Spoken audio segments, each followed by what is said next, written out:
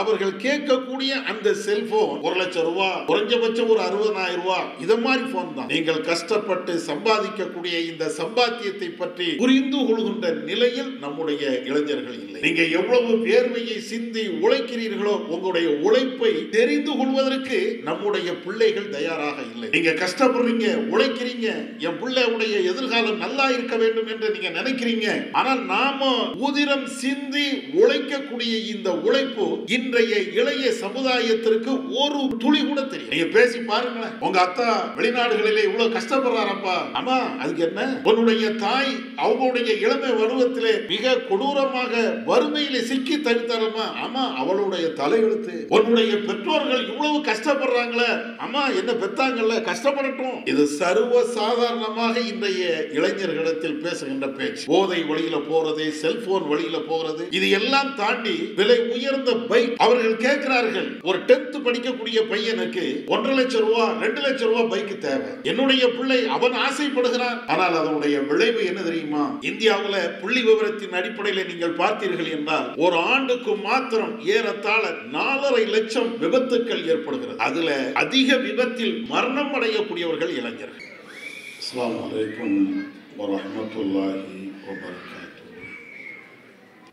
கண்ணியம் நிறைந்த எல்லாம் உள்ள ஏக இறைவனின் நல்லடியார்களே, எங்கே சொல்லுகிறது இளைய சமுதாயம் என்ற ஒரு தலைப்பு எனக்கு வழங்கப்பட்டு இருக்கிறது. உண்மையில் இந்த தலைப்பை பற்றி நாம் அதிகம் தெரிந்த பல செய்திகள் இருப்பினும் அவ்வப்போது சில செய்திகளை இது போன்ற நிகழ்ச்சிகளின் வாயிலாக தெரிந்து கொள்கின்ற பொழுது நம்மையும் நம்மை சார்ந்த இன்னபிற மக்களையும் சரியான பாதைக்கு அழைத்து செல்வதற்கு ஏதுவாக அமையும். இன்றைய சமுதாயத்திலே இளைஞர்களுடைய நிலை என்பது கவலைக்குரிய ஒரு நிலையாகத்தான் இருக்கிறது. இன்றைக்கு இளைஞர்களை நீங்கள் ஊரிலே எடுத்துக்கொண்டால் அவர்களுடைய மனநிலையை ஒரே வார்த்தையில் சொல்ல வேண்டும் என்றால், எது தனக்கு தேவையோ அவன் விரும்புகிறானோ அதை அடைந்தே தீர வேண்டும் என்ற வெறியில் இருக்கிறான். ஆசையில் இல்லை, சிந்தனையில் இல்லை. ஒரு விஷயத்தை எனக்கு இன்றைக்கு அடைந்தே தீர வேண்டும் என்றால் அடைந்தே தீருகிறான். ஆனால் இது ஒரு கோணத்தின் நல்ல விஷயம். அவனிடத்தில் இருக்கக்கூடிய இந்த சிந்தனை, ஒன்றை அடைய வேண்டும் என்ற அந்த சிந்தனை நல்ல விஷயத்திற்கு பயன்படுத்தினால் உண்மையிலேயே பாராட்டக்கூடிய ஒன்று. ஒரு இளைஞன் அவன் +2 படிக்கிறான் அல்லது +1 படிக்கிறான், நான் மெடிக்கல் துறையை கையில் எடுப்பேன், அதிலே சாதித்து காட்டுவேன் என்ற ஒரு முடிவுக்கு வருகிறான் என்றால் அதிலே பிரச்சனை இல்லை. அல்லது உயர்ந்த படிப்பை நான் படிக்கப் போகிறேன், அதிலே வெற்றி பெறுவேன் என்ற ஒரு முடிவுக்கு வருகிறான் என்றால் அதிலேயும் பிரச்சனை இல்லை. ஆனால் இவன் எதிலே முடிவு எடுக்கிறான் என்றால் அவனுடைய போக்கு, அவருடைய நண்பருடைய போக்கு எப்படி இருக்கிறதோ அதில் தான் முடிவு எடுக்கிறான். அவனுக்கு இன்றைக்கு ஒரு 2 லட்சம் ரூபாய் பைக்கு தேவை என்றால் வாங்கியே தீர வேண்டும், அந்த முடிவில் இருக்கிறான். ஒரு உயர்தரமான செல்போன் வேண்டும் என்றால் அந்த செல்போனை தரவில்லை என்றால், பெற்றோர்கள் தர மறுக்கிறார்கள் என்றால் பெற்றோர்களை கொலை செய்கிறான். அவனுக்கு எது வேண்டுமோ அது கிடைக்க வேண்டும், அதுதான் அவனுடைய சிந்தனை. மது அல்லது போதை பழக்கங்கள், இது எனக்கு வேண்டும் என்றால் அதை பெற்றோர்கள் வாங்கி கொடுக்க வேண்டும் அல்லது அதற்கு பொருளாதாரத்தை தர வேண்டும். ரெண்டும் தர மறுக்கிறார்கள் என்றால் அங்கே பெற்றோர்களுக்கு மரியாதை இல்லை, மதிப்பு இல்லை. சில இடங்களிலே அடிதடிகள் வரை போய் கொலை வரையிலையும் முடிகிறது. இதையெல்லாம் நான் மேலோட்டமாக சொல்கிறேன். நான் சொல்லுகின்ற ஒவ்வொன்றுக்கும் பல ஆதாரங்களும் பல நடைமுறை சான்றுகளும் இருப்பதை இன்றைக்கும் நீங்கள் சமூக வலைதளங்களிலே செய்தி ஊடகங்களிலே படிக்கலாம். சமீபத்திலே நம்முடைய ஜமாத்தின் சார்பிலே ஒரு அஜெண்டாவை நாங்கள் எடுத்தோம். இல்லந்தோறும் இப்ராஹிம் நபி என்ற அந்த அஜெண்டா. இந்த அஜெண்டாவினுடைய இந்த செயல் திட்டத்தினுடைய ஒரு பகுதியாக ஒவ்வொரு இளைஞனையும் அவன் இருக்கக்கூடிய இடத்தில் சந்தித்து இப்ராஹிம் நபி அவர்களை பற்றி பேச வேண்டும் என்று மாநில தலைமை முடிவு எடுத்து மாநில நிர்வாகிகளில் இருந்து கீழ்நிலையில் இருக்கக்கூடிய உறுப்பினர்கள் வரையிலையும் ஒவ்வொரு தெருவாக ஒவ்வொரு வீடாக இளைஞர்களை நாங்கள் சந்தித்தோம். அந்த இளைஞர்களை சந்திக்கின்ற பொழுது இதுவரையிலையும் நம்முடைய இஸ்லாமிய இளைஞர்கள் அவர்களை பற்றி உள்ள சிந்தனை எப்படி இருந்ததோ அது அப்படியே தவிடுபடியாக ஆனது. எங்களுடைய இந்த பயணத்திலே, இந்த தாவா களத்திலே உதாரணத்திற்கு சொல்ல வேண்டும் என்றால், ஒரு இஸ்லாமியர்கள் பெருவாரியாக வாழக்கூடிய ஒரு சின்ன ஊர், தூத்துக்குடி மாவட்டத்தை சார்ந்த ஒரு ஊர். அந்த ஊருக்கு நானும் செல்கிறேன், மாவட்ட நிர்வாகிகளும் செல்கிறார்கள். கிளை நிர்வாகிகள் 1-2 பேர் எங்க கூட வருகிறார்கள். நாங்கள் ஒரு 5-6 பேராக அப்படியே நடந்துதான், வாகனத்தில் செல்லவில்லை, தெரு தெருவாக நடந்து இளைஞர்களை சந்திப்போம் அப்படின்ட்டு போறோம். ஒரு இடத்துல ஒரு சின்ன மதில் இருக்கிறது. அந்த மதில்ல சில இளைஞர்கள் அமர்ந்து கொண்டு இருக்கிறார்கள் என்ற தகவல் வந்த உடனே நாங்க அங்க போறோம். ஒரே இடத்துல ஒரு 10 பேர் இருக்கிறாங்க அப்படின்னு சொன்னா அவங்க போய் தாவா பண்ணலாமே அப்படின்னு போறோம். போன உடனே அஸ்ஸலாமு அலைக்கும் அப்படின்னோடனே அலைக்கும் சலாம் அப்படின்னு பதறாங்க. பதறினதோடு மாத்திரம் இல்லை, எங்களை பார்த்த உடனே அப்படியே ஓடுறாங்க. அப்ப கூட வந்த சகோதரர்கள் அவங்க ஊரை சார்ந்தவங்க, தம்பிங்க வா வா அப்படின்னு கூப்பிடுறாங்க, நிக்க மாட்டேங்கிறான், ஓடிடுறான். அதுக்கப்புறம் 2 பேரோ 1 பேரோ மிச்சம் இருக்கிறாங்க. அவங்கள்ட்ட நாங்கள் இப்ராஹிம் நபியை பற்றி உங்கள்கிட்ட தாவா பண்ணுறதுக்காண்டி வந்திருக்கிறோம்ப்பா, நாங்கள் தௌஹீத் ஜமாத்து இப்படின்னு அறிமுகப்படுத்தினோடனே அப்பாட ஓ இதுக்கு தான் வந்திருக்கீங்களோ அப்படின்னாங்க. அப்போ ஏன் அவங்க ஓடினாங்க அப்படின்னா, நீங்கள் ஏதோ இஸ்லாத்தை சொல்கிறதுக்காண்டி வந்திருக்கிறீங்க அதை நினச்சா எல்லாருமே ஓடுறாங்க. எப்போ இஸ்லாத்தை சொல்லத்தான் நாங்களும் வந்திருக்கிறோம் அப்படின்னோடனே சரி சரி வேற ஏதாவது எங்கள் கையில் இருக்கக்கூடிய மற்ற பொருட்களை பறிச்சிருவீங்க அல்லது அதுக்கு எதிராக ஏதாவது பேசிடுவீங்க என்ற தயக்கம். கடைசி நாங்கள் பேசுகிறோம், ஒரு பேச்சும் அவன் காதில் உழலை. இப்படி பார்க்குறான், அப்படி பார்க்குறான், தெற்க பார்க்குறான், வடக்க பார்க்குறான். கடைசி நாங்கள் சொல்கிறத சொல்லிட்டு தொழுகைக்கு பள்ளிவாசலுக்கு வாங்க அப்படின்னோம். அப்படின்னு ஒரு தலையாட்டி எல்லாத்தையும் முடித்த பிறகு 2 ஸ்டெப்பு போகிறோம். அதே மாதிரி அந்த 10-15 பேருங்க வாராங்க. வந்தால் கையில் ஃபுல்லாக மொபைல் ஃபோன். முதல்ல எப்படி இருந்தாங்களோ அதே மாதிரி இருக்கிறாங்க. யாரையும் திரும்பி பார்க்கல, நண்பனோடி பேசலை, யார்கிட்டையும் எந்த வார்த்தையும் பேசலை. அத்தனை பையங்கள்கிட்டையும் உயர்தரமான மொபைல் ஃபோன், உயர்தரமான அந்த கேம்களை வைத்துக்கொண்டு ஏதோ விளையாடுறாங்க. ஒரு சின்ன சின்ன ஓசைகள் மாத்திரம் வருகிறது. நாங்கள் வந்துட்டு போனது கூட அவங்களுக்கு தெரியலை. இது ஒரு பக்கம். இன்னொரு ஊருக்கு போகிறோம், ஒரு இருட்டடைந்த ஒரு பகுதி.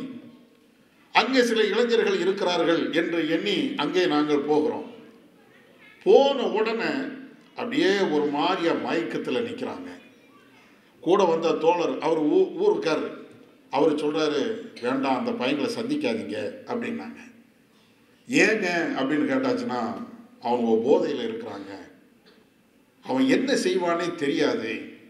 நீங்கள் இப்ராஹிம் நபிங்கிறீங்க, அவன் பேசாம பலாருன்னு சவுட்டில் அடிச்சிடுவான்.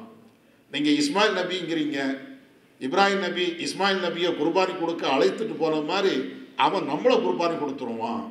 அதனால் ஏன்னா போதையில் இருக்கிறாங்க, என்ன நிலையில் இருக்கிறான்னு அவங்களுக்கு தெரியாது, அவங்கள்ட்ட நீங்கள் தாவா பண்ண வேண்டாம் அப்படின்னு எங்களை அழைச்சிட்டு வேற பக்கம் கூட்டு போகிறாங்க. இது எங்கேயோ நடக்கக்கூடிய நிகழ்வை நான் சொல்லலை, நம்ம ஊரில். இன்னும் சொல்ல போனால் இந்த ஊர் பேரைத்தான் நான் சொல்லலை, இந்த ஊரை சேர்ந்தவர்கள் கூட இங்கே இருக்கலாம். நம்முடைய இளைஞர்கள், இஸ்லாமிய இளைஞர்கள், நான் இன்ன பிற மதத்தோருடைய இளைஞர்களை சொல்லலை, போதையில் அப்படி தள்ளாடிக்கிட்டு இருக்கிறாங்க. அதே போன்று செல்போனில் பார்க்கிறது ஒரு பக்கம், அதில் சில விஷயங்களை படிப்பது, நன்மைக்கு பயன்படுத்துவது இது ஒரு பக்கம். ஆனால் இதையெல்லாம் தாண்டி அவனுடைய போக்கு செல்போன் அது எங்கேயோ போயிட்டே இருக்கிறது. நான் சொல்வது யதார்த்தத்தை சொல்கிறேன், நீங்களும் புரிந்திருப்பீர்கள். உங்களுடைய பிள்ளைங்க ஊரில் இருக்கிறார்கள் என்றால், அவன் ஒரு 7ஆம் கிளாஸ் அல்லது 8வது வகுப்பு படிக்கிறான் என்றால் முதல்ல உங்கள்கிட்ட கேட்பது செல்போன் தான். என் பிள்ளை தானே கேட்கிறான் அப்படின்னு நம்மளும் வாங்கி கொடுத்துருவோம். ஏன் செல்போன் அவன் கேட்கிறான் இந்த கேள்வி கூட நம்மிடத்தில் வராது.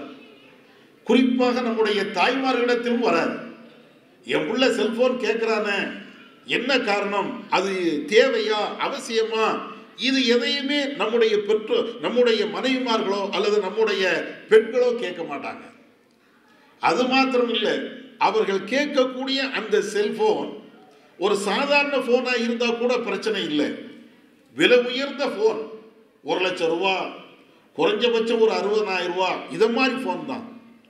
நீங்கள் கஷ்டப்பட்டு சம்பாதிக்கக்கூடிய இந்த சம்பாத்தியத்தை பற்றி புரிந்து கொள்கின்ற நிலையில் நம்முடைய இளைஞர்கள் இல்லை. நீங்க எவ்வளவு வேர்வையை சிந்தி உழைக்கிறீர்களோ உங்களுடைய உழைப்பை தெரிந்து கொள்வதற்கு நம்முடைய பிள்ளைகள் தயாராக இல்லை. இதைத்தான் முதல்ல நம்ம புரியணும். நீங்க கஷ்டப்படுறீங்க, உழைக்கிறீங்க, என் பிள்ளையுடைய எதிர்காலம் நல்லா இருக்க வேண்டும் என்று நீங்க நினைக்கிறீங்க. ஒவ்வொரு பெற்றோர்களும் அப்படித்தான் நினைப்போம். ஆனால் நாம உதிரம் சிந்தி உழைக்கக்கூடிய இந்த உழைப்பு இன்றைய இளைய சமுதாயத்திற்கு ஒரு துளி கூட தெரியல. நீங்க பேசி பாருங்களேன், உங்க அத்தா வெளிநாடுகளிலே இவ்வளவு கஷ்டப்படுறாரப்பா, ஆமா அதுக்கு என்ன அப்படிங்கிறான். உன்னுடைய தாய் அவங்களுடைய இளமை பருவத்திலே மிக கொடூரமாக வறுமையிலே சிக்கி தவித்தாரம்மா, ஆமா அவளுடைய தலையெழுத்து அப்படிங்கிறான். உன்னுடைய பெற்றோர்கள் இவ்வளவு கஷ்டப்படுறாங்களே, அம்மா என்ன பெத்தாங்கல்ல, கஷ்டப்படட்டும். இது சர்வ சாதாரணமாக இன்றைய இளைஞர்களிடத்தில் பேசுகின்ற பேச்சு. போதை வழியில போறது, செல்போன் வழியில போகிறது, இது எல்லாம் தாண்டி விலை உயர்ந்த பைக்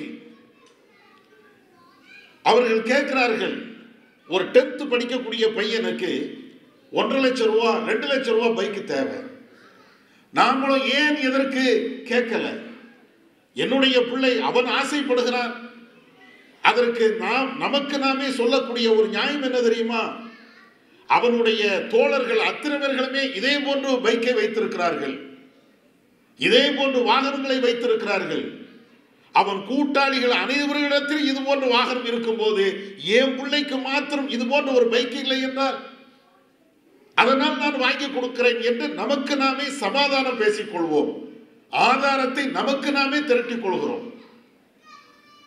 ஆனால் அதனுடைய விளைவு என்ன தெரியுமா? அரசாங்கம் இன்றைக்கு பல்வேறு சட்டங்களை கொண்டு வந்திருக்கிறது. 18 வயதிற்கு முன்பாக ஒரு பையன் பைக்கை ஓட்டுகிறான் என்றால் அவனுக்கும் தண்டனை, அவனுடைய பெற்றோர்களுக்கும் தண்டனை. இதெல்லாம் அரசாங்கம் போட்டிருக்கக்கூடிய சட்டம். ஆனாலும் கூட இளைஞர்களிடத்தில் இன்றைக்கு பைக் இல்லாத ஒரு இளைஞரை நீங்கள் பார்க்க இயலாது. நீங்கள் வாங்கி கொடுக்கவில்லை என்றால் அவனே வாங்குவான்.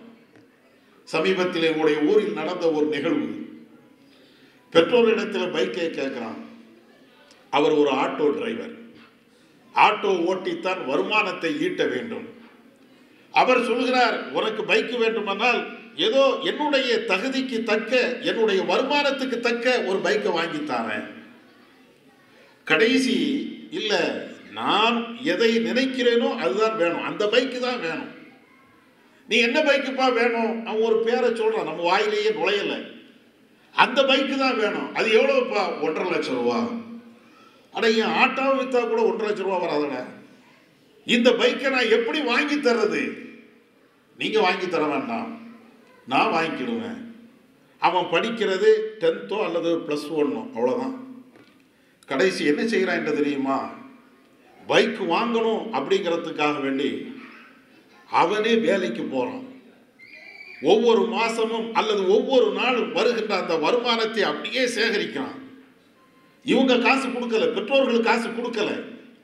ஆனாலும் அவனே டெய்லி ஏதாவது ஒரு வேலைக்கு போய் போய் போய் கிட்டத்தட்ட குறிப்பிட்ட ஒரு காலகட்டத்தில் அதே போன்ற 1.5 லட்சம் ரூபா சம்பாதிக்கிறான். ரொம்ப ஆச்சரியம்தான். ஆனால் ஒரு குறுகிய காலத்தில் இல்லை, கொஞ்சம் நீண்ட காலம் எடுத்துக்கிறான். 1,50,000 சம்பாதிச்சுட்டு வெளியூருக்கெல்லாம் போய் சம்பாதிச்சுட்டு நேரா ஊருக்கு வாரான். அதே பைக்கு 1,50,000 எடுக்கிறான்.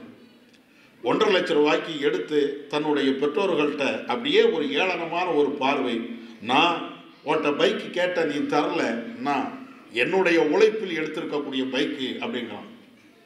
சரி, ஏதோ அவனுக்கு ஆசைப்பட்டான், அவன் உழைச்சான், அவன் சம்பாதிச்சான், எடுத்துட்டான் அப்படி நிம்மதியா இருக்கும்போது ஒரு நாள் இரவு நைட்டு 11 மணிக்கு அந்த ஊர்ல இவனும் இவனுடைய நண்பரும் அதே பைக்ல போறாங்க.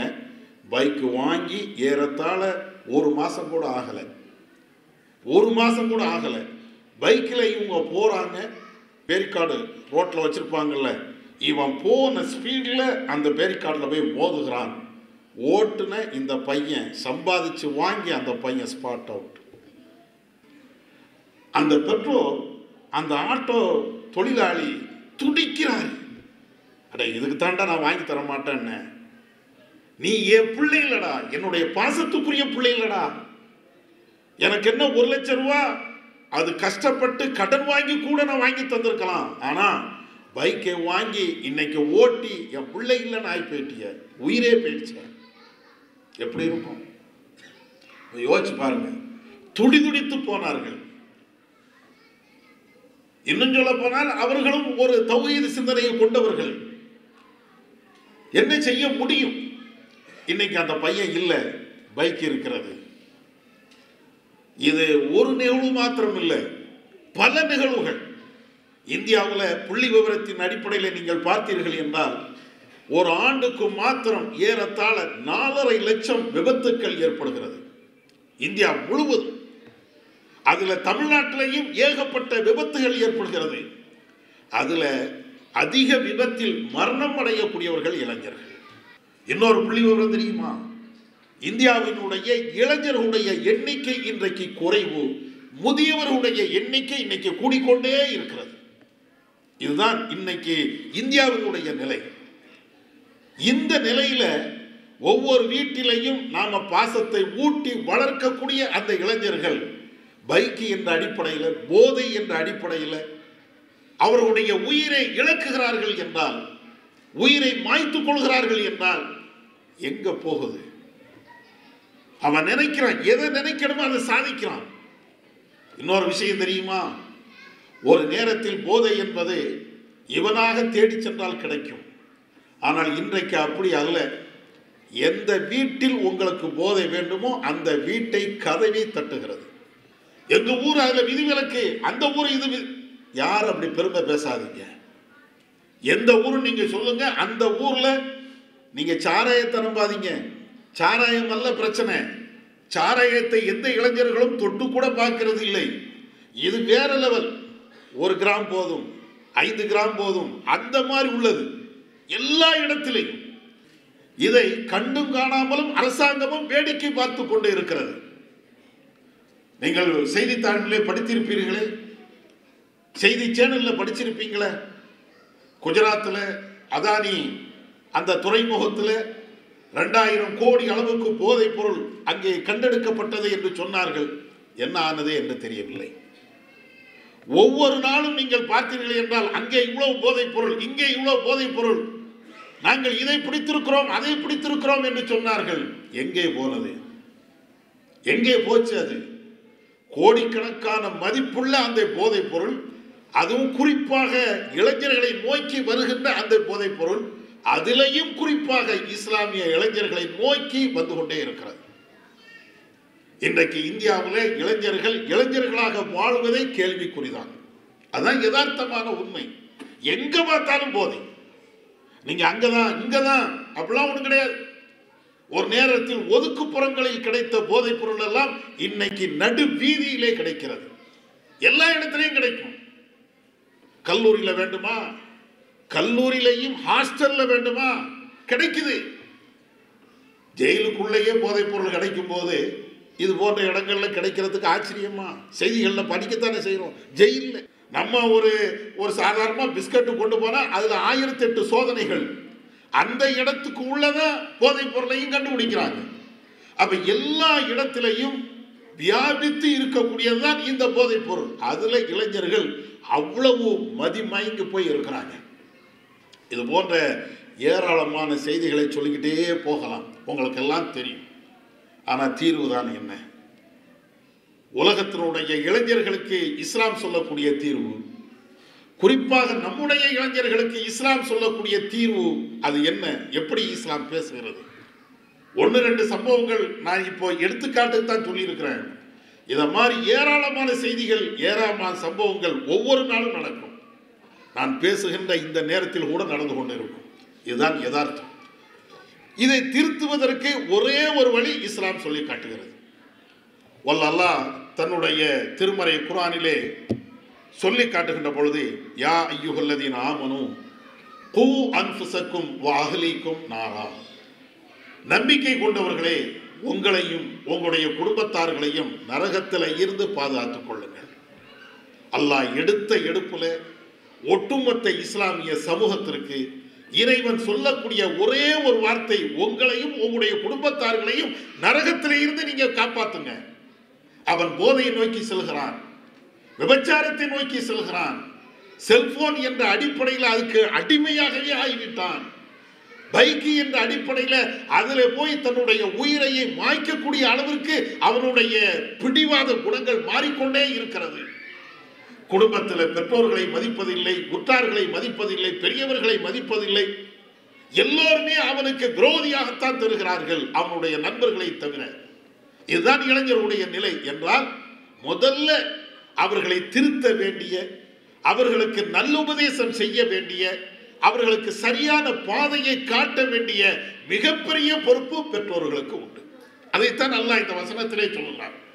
என் புள்ள தானே, என் புள்ள வழி தவற மாட்டான், என் புள்ள கெட்ட பழக்கத்துக்கு போக மாட்டான், என் புள்ள தருதலையாக மாற மாட்டான். தயவு செய்து இந்த வார்த்தையை யாரும் சொல்லாதீங்க, யாரும் சொல்லக்கூடாது. நான் உட்பட என் பிள்ளை எல்லாம் யோக்கியமாத்தான் இருக்கிறான், அவரை பற்றி எனக்கு எந்த கவலையும் இல்லை என்று நம்முடைய இளைஞர்களை பற்றி நமக்கு நாமே பேசுகின்ற இந்த வார்த்தை தான் அவன் தருதலையாக அல்லது மார்க்கத்துக்கு விரோதமாக போவதற்கு அதுதான் காரணம். யார் பிள்ளையாக இருந்தாலும் முதல்ல அவனுக்கு ஒழுக்கத்தை சொல்லி, இறை பயத்தை சொல்லி, மறுமையை சொல்லி அவனை வளருங்க. அதுதான் சரியாக இருக்கும். இஸ்லாம் அதைத்தான் நமக்கு மிக முக்கியமாக போதிக்கிறது. முதல்ல அல்லாஹ்விடத்தில், அல்லாஹ்வை பற்றி நம்முடைய பிள்ளைகளிடத்தில் இதை நீங்க பேசுங்க. என்னைக்காவது பேசியிருக்கிறோமா? அவன் பள்ளிக்கூடம் செல்கிறான் என்றால் படித்தாயா என்று கேட்கிறோம். அவன் கல்லூரிக்கு செல்கிறான் என்றால் கல்லூரிக்கு போனியா என்று நாம கேட்கிறோம். இதை தாண்டி அந்த பிள்ளைகளிடத்தில், நம்முடைய இளைஞர்களிடத்தில் வேற எதையும் நம்ம பேசல. பேசுறதுக்கு வார்த்தை இருக்கோ இல்லையோ மறந்து விட்டு சென்று கொண்டே இருக்கிறோம். நீங்க கூப்பிட்டு அவனை கேளுங்க, என்ன உங்களுடைய வருமானத்தை பற்றி பேசுங்க பிள்ளைகள்கிட்ட, உங்களுடைய சம்பாத்தியத்தை பற்றி பேசுங்க, உங்களுடைய கடந்த கால நிகழ்வுகளை பற்றி அவன்கிட்ட பேசுங்க. அவன்கிட்ட ஒவ்வொரு நேரமும் அதை சொல்லிக்கிட்டே இருங்க. நான் கோடீஸ்வரன் அல்ல, கோடீஸ்வரனா இருந்தாலும் நீ எனக்கு பிள்ளை அப்படிங்கிறத உணர்த்துங்க. நம்ம யாரும் நம்முடைய கஷ்டத்தை பிள்ளைகளோடு பகிர்ந்து கொள்வதில்லை. நம்ம படுகின்ற அந்த வேதனையை நம்முடைய பிள்ளைகள்கிட்ட பேசுவதற்கு நம்ம தயக்கம் காட்டுகிறோம். ஏன்? என் கஷ்டம் என்னோடு போட்டோம். அப்படி அல்ல. நம்ம படுகின்ற அந்த கஷ்டம், நாம உணர்கின்ற அந்த சிந்தனை நம்முடைய பிள்ளைகளுக்கு வேணும். கடந்த காலம் வேற. நம்ம எல்லாம் சிறார்களாக இருக்கும்போது நம்முடைய பெற்றோர்கள் படுகின்ற அந்த கஷ்டத்தை கண்முன்னால பார்த்தோம். ஆனா இந்த காலம் அப்படி அல்ல. நாம படுகின்ற இந்த பாட்டை நம்முடைய பிள்ளைகள் கண் கொண்டு கூட பார்ப்பதற்கு தயாராக இல்லை. என் பெற்றோர் தானே, எவ்வளவு நாள் கஷ்டப்படட்டும் அப்படின்னு அவன் நினைக்கிறான். அதனால முதல்ல அவனை கூப்பிட்டு எல்லா விஷயத்தையும் நாம பேசுவதை போல அவர்களிடத்தில் இதையும் நாம பேசணும். அப்ப இந்த அடிப்படையில நாம படுகின்ற இந்த கஷ்டங்களை, நாம படுகின்ற இந்த செய்திகளை அவங்களுக்கு தெரியும். தெரிஞ்சாலேயே ஓரளவுக்கு அந்த இளைஞர்கள் தெரிஞ்சு வருவாங்க. நீங்க இதுல இன்னொன்னு நீங்க விலகிக் கொள்ளணும். ஏதோ இளைஞர்கள் என்று நான் சொல்லுகின்ற பொழுதே ஆண்களைத்தான் சொல்லுகிறேன், அவங்களுக்கு தான் இந்த மாதிரி நிலையில போறாங்க அப்படி மட்டும் நினைக்காதீங்க. பெண் இளைஞர்களும் இதே நிலைக்கு தள்ளப்பட்டு இருக்கிறார்கள். அவங்களுடைய நிலையை நீங்கள் பார்த்தீர்கள் என்றால் இன்னும் வருந்த தகுந்த ஒன்று, ரொம்ப மோசமான ஒரு நிலை. ஒரு இஸ்லாமிய குடும்பத்தை சார்ந்த ஒரு சகோதரர்கள், நமக்கு நெருங்கிய பழக்கத்தில் இருக்கக்கூடிய ஒரு சகோதரர், அவர் ஒரு நாள் நம்ம இடத்துல வருகிறார். குடும்ப நிகழ்வு தான், நீங்க யார்ட்டையும் சொல்லிடாதீங்க, எனக்கு மனது பாரமாக இருக்கிறது அப்படின்னு சொல்லிட்டு அவர் சொல்றார். என்ன விஷயம் அப்படின்னு கேட்கும்போது, என் மகளுக்கு நீங்க கொஞ்சம் உபதேசம் பண்ணுங்க அப்படிங்கிறார். ஏன், நீங்க எல்லாம் மார்க்கத்தை தெரிந்தவர்கள், இஸ்லாத்தை நன்கு புரிந்தவர்கள், குர்ஆனை நல்ல தெரிஞ்சவங்க தானே, என்ன பிரச்சனை? உங்க பிள்ளையும் அதே மாதிரி நல்ல தெரிஞ்ச அந்த மார்க்க தொடர்போடு இருக்கக்கூடிய ஆட்கள் தானே அப்படிங்கும் போது, இல்லை நீங்க பேசுங்க. அப்ப அவர் ஒண்ணு சொல்கிறாரு, என்னுடைய மகா நான் எப்படி வளர்க்கணுமோ மார்க்க நெறியின் அடிப்படையில் தான் வளர்த்தேன். ஏதோ இறைவனுடைய நாட்டத்தின் அடிப்படையில் இன்னைக்கு அவளுடைய தொடர்பு வேற ஒரு ஆணோடு போகிறது. அப்ப வேற ஆணுனா யாரு அப்படின்னு கேட்கிறேன். பிற மதத்தை சார்ந்த ஒரு பையன், பிற மதத்தை சார்ந்த ஒரு பையனோடு இந்த பிள்ளைக்கு எப்படி தொடர்பு ஏற்பட்டது? இன்ஸ்டாகிராமு அல்லது வாட்ஸ்அப்பு அல்லது இந்த செல்போன்.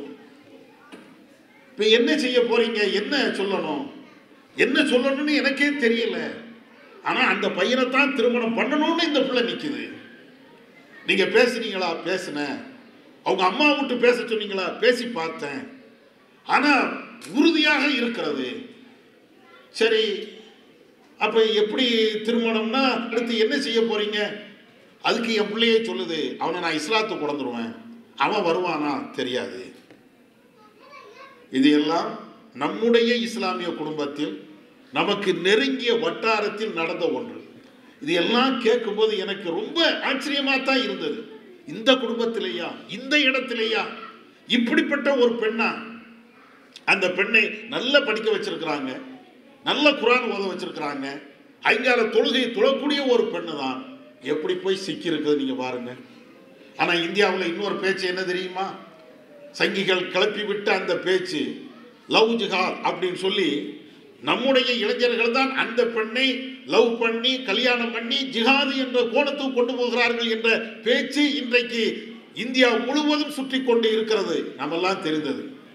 ஆனால் கட்டுக்கோப்பாக வளர்க்கப்பட்ட அந்த குடும்பத்திலே இருந்து ஒரு பெண்மணி இப்படி போகிறார்கள் என்றால் என்ன செய்வது? இதை போன்ற சம்பவங்கள் ஒன்று ரெண்டு அல்ல, ஏராளமான சம்பவங்கள், ஏராளமான செய்திகள். நான் உதாரணத்துக்கு தான் ஒன்றை சொல்கிறேன். ஆண்களுடைய இளைஞர்களுடைய நிலை, பெண்களுடைய நிலை இப்படித்தான் இருக்கிறது. அதனால தான் அல்லாஹ் ஒட்டுமொத்தமாக சொல்லுகிறான், கூ அன்ஃபுஸக்கும் வஅஹ்லீக்கும் நாரா. நண்பர்களே, உங்களுடைய குடும்பத்தையும் உங்களையும் நீங்கள் நரக நெருப்பில் இருந்து காத்துக்கொள்ளுங்கள். அப்படின்னா என்ன? முதல்ல பிள்ளைகளுக்கு அவங்க கேட்டது எல்லாம் கொடுக்க வேண்டும் என்று நினைக்காதீங்க. எவ்வளவு வசதி இருந்தாலும் சரி, அவன் எதையெல்லாம் விரும்புகிறானோ அதை கொடுப்பதற்கு தவிருங்க. அதே நேரத்தில் கூப்பிட்டு பேசுங்க. அந்த பிள்ளையிடத்துல பேசுங்க. உனக்கு இது தேவையா? 1.5 லட்சம் ரூபாய் பைக் வேணும் என்று கேட்கிறாயே, உனக்கு அது என்ன அவசியம்? அதை நீ சொல்லு, நான் தாரேன். இப்படி நீங்க பேசி பழகுங்க. ஒரு செல்போன் தேவையா? தேவையான அளவிற்கு தேவையான பொருளை நீங்க வாங்கி கொடுங்க. அதை ஏன் என்ன ஏதுன்னு கேளுங்க. எந்த கேள்வியும் கேட்காம, எந்த பதிலும் அவன் சொல்லாம, என் பிள்ளை நான் கொடுப்பேன் அப்படி நீங்க போனீங்கன்னா உயிரை இழக்க வேண்டிய, நம்முடைய பிள்ளையை இழக்க வேண்டிய ஒரு நிலைக்குத்தான் தள்ளப்படும். அதனால முதல்ல நம்முடைய பிள்ளைகளை காப்பாத்துங்க, இளைஞர்களை நீங்க காப்பாத்துங்க. இளைஞர்களை நாம காப்பாற்றாம போனோம் என்றால் நாளைக்கு எதிர்காலம் நமக்கும் கஷ்டத்தை தரும். அது அல்லாமல் திருமறை குர்ஆன்ல அல்லாஹ் பல்வேறு இடங்களில் சொல்லி தருகின்ற அந்த விஷயத்தை மீண்டும் மீண்டும் பிள்ளைகள்கிட்ட சொல்லுங்க. அல்லாஹ் குர்ஆன்ல சொல்றானே, வவஸ்ஸைனல் இன்சான பிவாலிதைஹி, பெற்றோர்களுக்கு மரியாதை செய்ய வேண்டும், உபகாரங்கள் செய்ய வேண்டும் என்று நாம் ஒவ்வொரு மனிதனுக்கும் அழகாக திரும்ப திரும்ப வலியுறுத்தி சொல்லிக் கொண்டே இருக்கிறோம். அல்லாஹ் குர்ஆன்ல சொல்றான். இந்த வசனத்தை முதல்ல படிக்க வைங்க. பிள்ளைகள்கிட்ட இந்த குர்ஆனுடைய வசனத்தை படிச்சு அதுக்கு என்ன அர்த்தம் அப்படிங்கறத நீங்க சொல்லிக்கிட்டே இருங்க. அல்லாஹ் பெற்றோர்களுக்கு மரியாதை செய்யணுங்கிறான், பெற்றோர்களை கவனிக்கிறான், பெற்றோர்களுக்கு என்னென்ன உபகாரம் செய்ய வேண்டுமோ அனைத்தையும் சொல்கிறான். அது சும்மா அல்லாஹ் சொல்லல. ஹமலத்துஹு உம்முஹு வஹ்னன் அலா வஹ்ன். உன்னுடைய தாய் பல்வேறு கஷ்டங்களுக்கு பின்னால் சிரமத்திற்கு மேல் சிரமப்பட்டு உன்னை சுமந்தாள், உன்னை பெற்றெடுத்தாள், உனக்கு தேவையான அனைத்து உதவிகளும் அதை செய்தாய். எனவே அந்த பெற்றோருக்கு நீ மரியாதை செய். இதை பிள்ளைகளுக்கு சொல்லுங்க. இதை திரும்ப திரும்ப இந்த வசனத்தை குழந்தைகளுக்கு பிள்ளைகளாக இருக்கும் போதே அதை சொல்லிக்கொண்டே இருங்க. அவன் எதை நினைக்கிறானோ அது எல்லாத்தையும் வாங்கி கொடுக்கணும் என்ற சிந்தனை மாறி நீ இதை படி, இந்த வசனத்தை படி, இந்த வேதத்தை படி, ஐங்கால தொழுகையை கடைபிடி, குர்ஆனை ஓது, இதை திரும்ப திரும்ப சொல்லிக்கிட்டே இருங்க. ஓரளவுக்கு இந்த இளைஞர்களுடைய தவறான பாதையில இருந்து அவர்களை திருப்பி கொள்வதற்குண்டான வாய்ப்புகள் இருக்கிறது. தவறுகள் சூழ்ந்து இருந்தாலும் அந்த தவறுல இருந்து நம்முடைய பிள்ளைகளை காத்துக் கொள்வதற்கு இது போன்ற ஒரு வாய்ப்புகள் இருக்கிறது. அதனால எல்லா விதத்திலையும் நமக்கு சுதாரிப்பு தேவை. நம்முடைய பிள்ளைகள் விஷயத்துல நாம இன்னும் கொஞ்சம் கூடுதல் அக்கறையும் கவனமும் எடுக்க வேண்டும். அவர்களுக்கு இந்த இஸ்லாத்தை பற்றி மீண்டும் மீண்டும் சொல்லணும். ஒவ்வொரு விஷயத்தையா நீங்க சொல்லிக் கொடுங்க. அதுல மிகப்பெரிய நன்மைகள் இருக்கும்.